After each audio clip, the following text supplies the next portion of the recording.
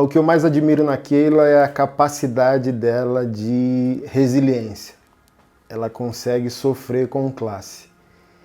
Se a Keila não tivesse a capacidade de suportar o sofrimento, eu tenho plena convicção que hoje eu não seria pastor Anderson Silva. Então, quando eu analiso toda a nossa história, quando eu analiso nossa timeline, é emocionante perceber, né? Por tudo aquilo que a gente já passou.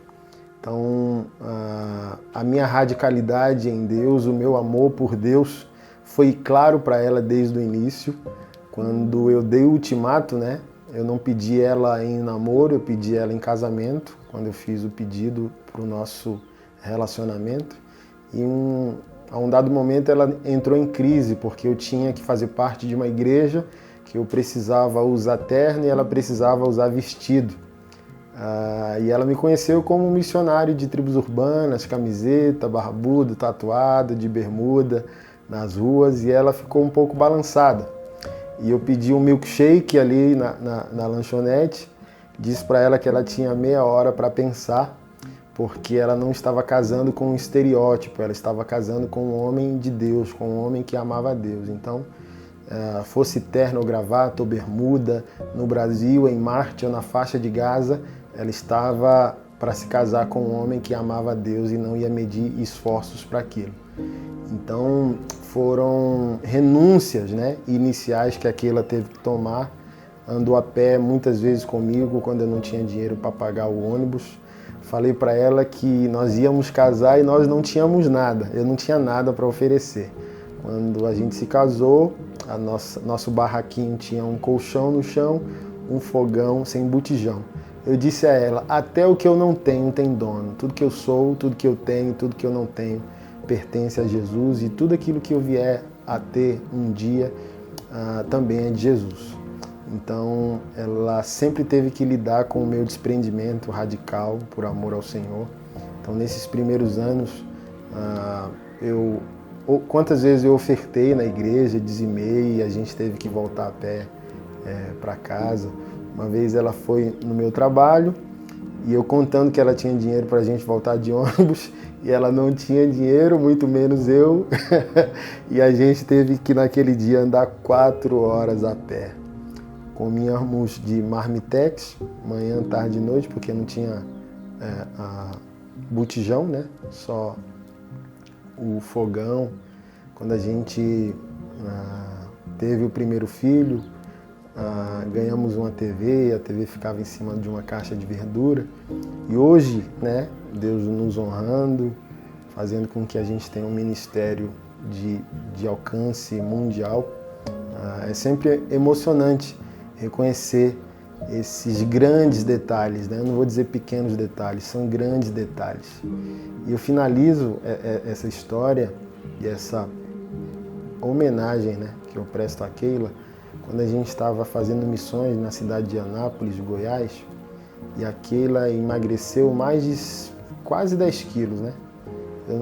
Ela fala homem é exagerado, então às vezes você não tem um parâmetro para medir, né?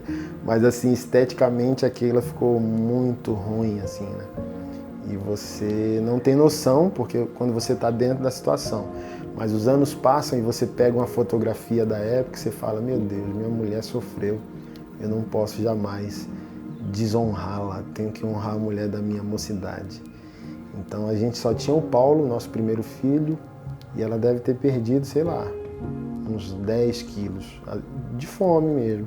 Então a comida racionada, né? Se toma café, não almoça, se almoça, não janta.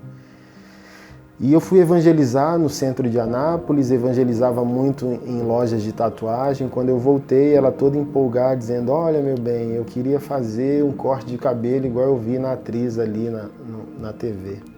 E eu ri sem graça, meu bem, né? Que bom, Deus é bom. E eu fui pro banheiro, liguei o chuveiro e fiquei chorando diante de Deus, dizendo, Senhor, eu não estou aqui para reclamar, o Senhor sabe o quanto eu te amo e o quanto eu sou radical para obedecer o que eu sei que o Senhor me mandou fazer.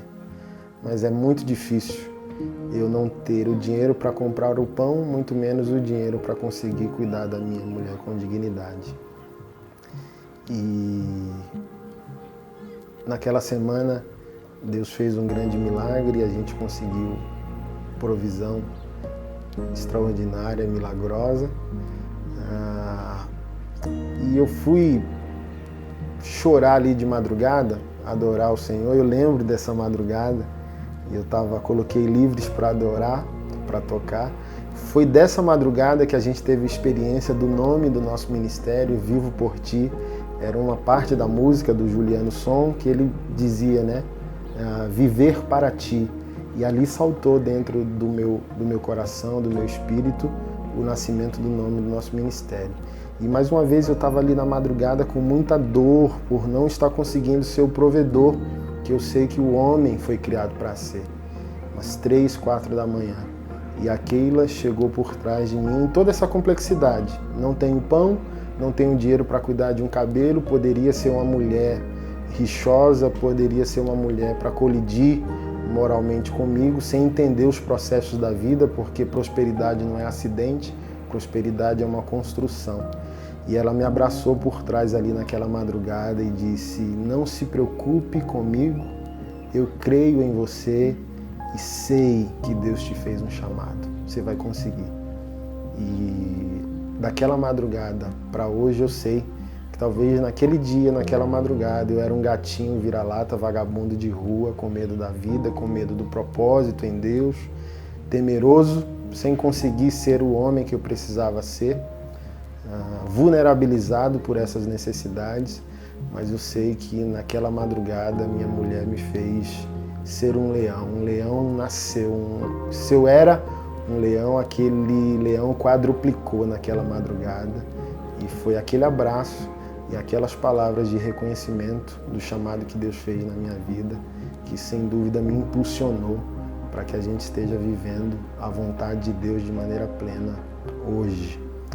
Então, Keila é uma boa sofredora, porque sem o sofrimento dela, nós não teríamos base, fundamento para ter o nosso ministério. Então, para você, talvez é fácil hoje ver o ministério, mas você não consegue ver o fundamento. E você pode estar vislumbrando hoje um pouco daquilo que está debaixo, daquilo que você vê em rede social. Que Deus te abençoe.